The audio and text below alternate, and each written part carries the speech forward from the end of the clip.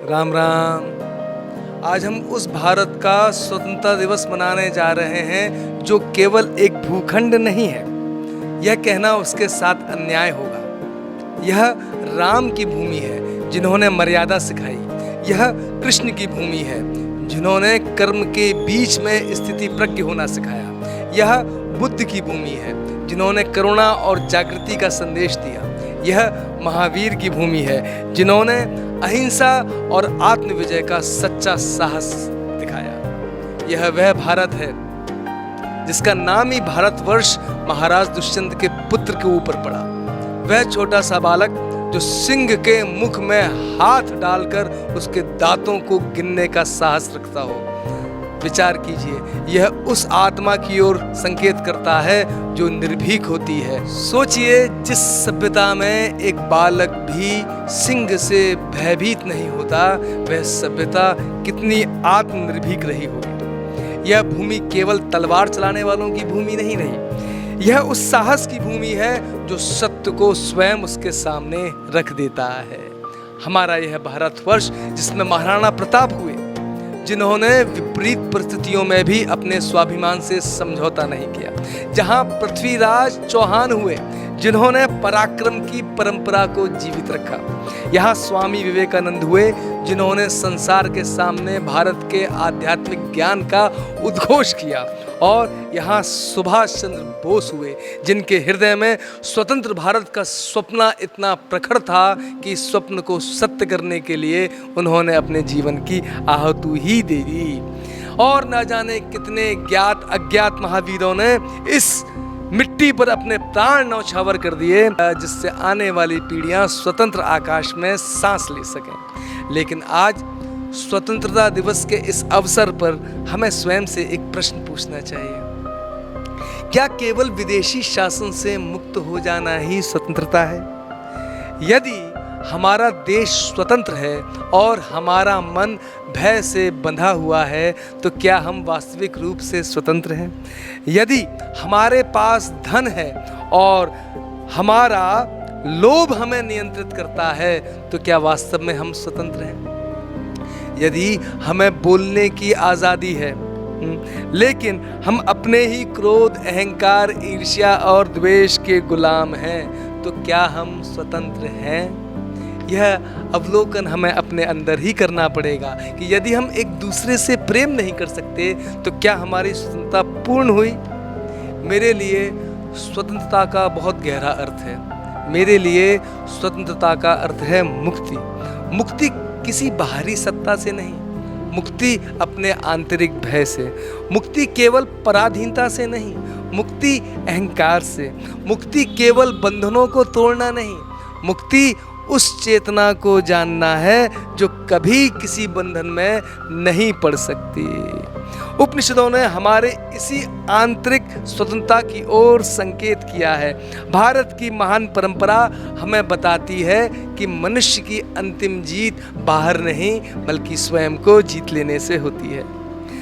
और इसीलिए भारत की स्वतंत्रता का अंतिम लक्ष्य केवल एक स्वतंत्र राष्ट्र नहीं हो सकता।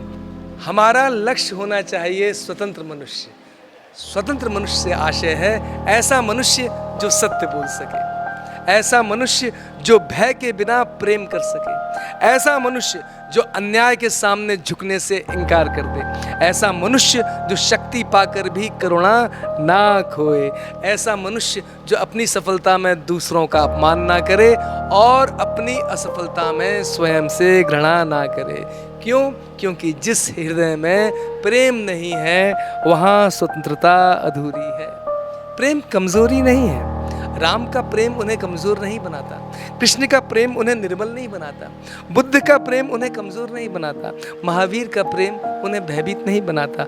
वास्तविक प्रेम वही है जिसमें साहस हो।